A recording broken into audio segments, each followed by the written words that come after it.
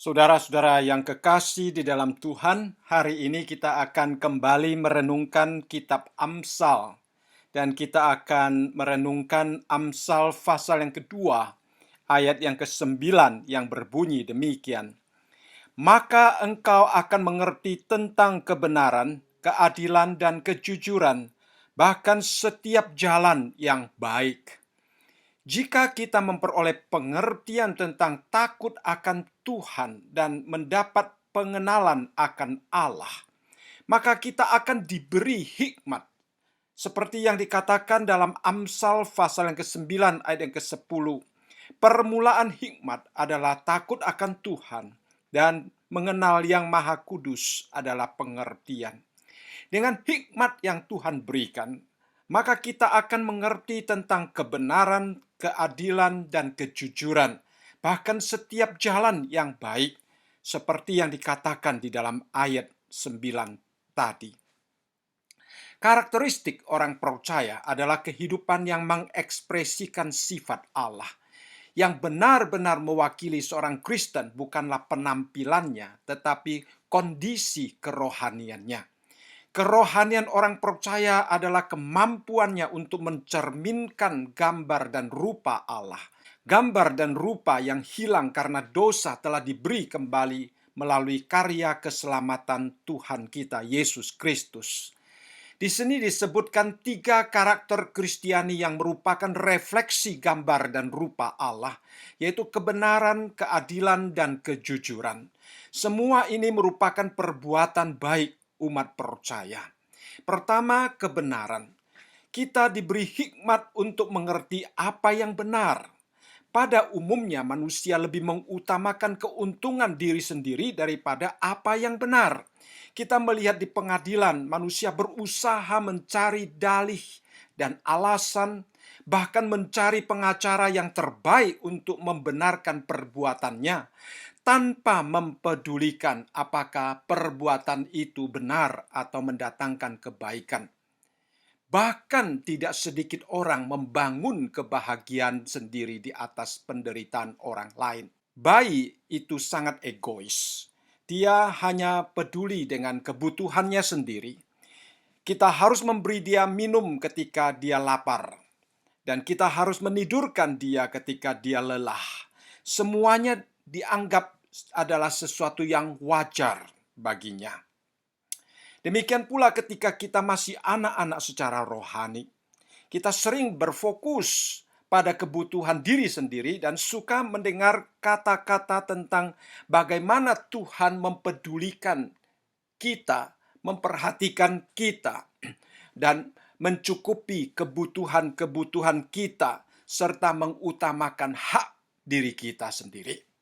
Tetapi dengan adanya hikmat Tuhan yang mendewasakan kerohanian kita, kita akan mengalami perubahan total. Kita tidak hanya memperhatikan kepentingan diri sendiri, tetapi mempertimbangkan apa yang benar, yang baik, yang bernilai, yang bermakna, baik bagi diri sendiri maupun bagi orang lain. Yang kedua, keadilan. Menurut Aristoteles, keadilan adalah titik tengah antara dua ujung. Titik tengah berarti tidak ada bagian yang terlalu banyak atau terlalu sedikit. Dan menurut Plato, manusia dikatakan adil bila dia bisa mengendalikan diri dan perasaannya, serta menunaikan tugasnya dengan baik. Kita dikatakan adil bila kita menjaga keseimbangan antara hak dan kewajiban. Kita dikatakan adil bila kita memberi orang lain apa yang patut mereka dapatkan. Allah menghendaki kita mengerti keadilan, karena Dia adalah Allah yang adil. Allah sangat mempedulikan orang-orang yang ditindas atau diperlakukan dengan tidak adil. Allah menghendaki kita memberi keadilan dan membela hak semua orang yang paling lemah dalam masyarakat. Entah karena tekanan ekonomi atau karena mereka tidak mempunyai pelindung seperti para yatim, atau karena tekanan-tekanan yang lain seperti penyakit, pemerasan, pemenjaraan, dan sebagainya.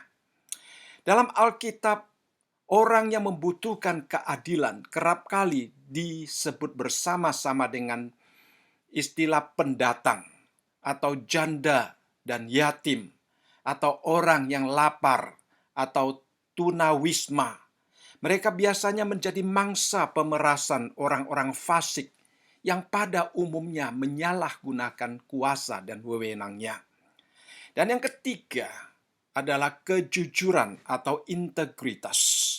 Integritas adalah standar hidup yang tinggi berdasarkan kode moral pribadi tanpa harus disesuaikan dengan keinginan atau pandangan mayoritas.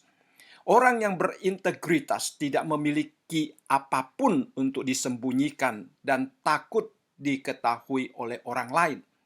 Sama seperti apa yang dikatakan Raja Salomo di dalam Amsal pasal yang ke-10 ayat yang ke-9. Siapa bersih kelakuannya, aman jalannya. Integritas dimanifestasikan dalam kehidupan yang nyata. Bila kita digoda, kita menjauhkan diri. Orang yang berintegritas mungkin mengatakan, saya mungkin tidak menyukai hukum, tetapi saya akan mematuhinya. Integritas menyatakan, saya mungkin tidak menyukai orang yang ada di kantor, tetapi saya akan menghormati setiap posisi yang ada di kantor. Integritas mengatakan, saya mungkin tidak suka arah negara yang sedang diterapkan, tetapi saya akan berdoa untuk campur tangan Tuhan. Integritas mengatakan, saya akan menaati Allah terlebih dahulu, bahkan jika itu berarti saya harus menderita hukuman karena melakukan hal yang baik dan yang benar, saya tetap akan mengutamakan Allah di dalam hidup saya.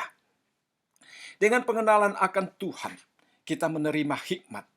Dengan hikmat dari Tuhan, kita mengerti dan mempraktekkan ketiga karakter Allah dalam kehidupan Kristiani kita, yaitu kebenaran, keadilan, dan kejujuran.